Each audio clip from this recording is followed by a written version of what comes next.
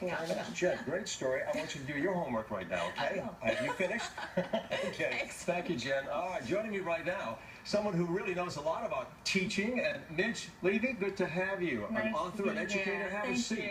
You know, you've done so much in the world of education. Yeah. Love having you on the program today. You've heard the story.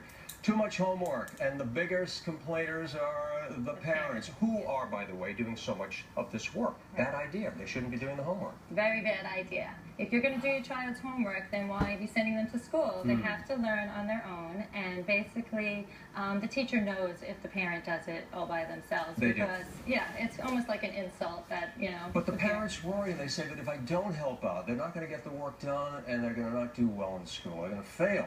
Well, they're not going to fail because they could go to extra help after school to get extra help there. They can also help the child with the homework, but don't do it for them. You can make it a little fun. You could do certain things that makes it a little more fun to do homework and not take so much time. Midge, what's your view on this? Some people feel that there are so many extracurricular activities, you know, sports and other things going on, that takes so much time that when they get ready for the homework, it's a problem. Right. I truly believe that a child has to be a whole child. So basically, they can't just do academics and not do any physical or emotional activities. They need activities in their life. So if I could choose, I would say take away some of the homework and let them be a whole child, emotionally, physically, mentally, and academically. Makes sense. And you also have some guidelines. There are things that you could do at home with your children, as a family, in fact, in many ways, to help with this homework problem. Explain that to us. All right. So when my kids were little, I used to make bingo boards and do that and put like the sight words in the squares, and you make bingo cards, and it's free. You know, you just have to make it up yourself.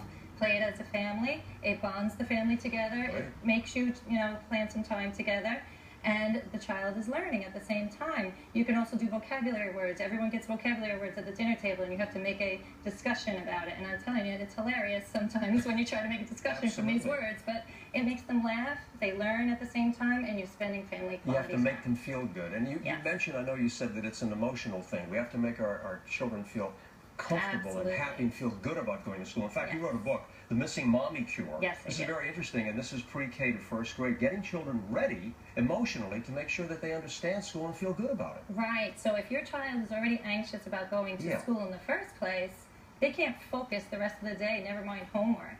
So if you get your child to go in easily to school by reading the books like The Missing Mommy Cure and things like that, they will do much better focusing during the day and getting their job done at night. That's very good. Let me ask you this one last question. Sure. In your view, your experience as an educator, are we lagging behind? You hear people criticize the U.S. We're behind everybody else, and our children are not going to be prepared for the future. What do you feel about that? Personally, I feel like they're much more prepared than I was. I mean,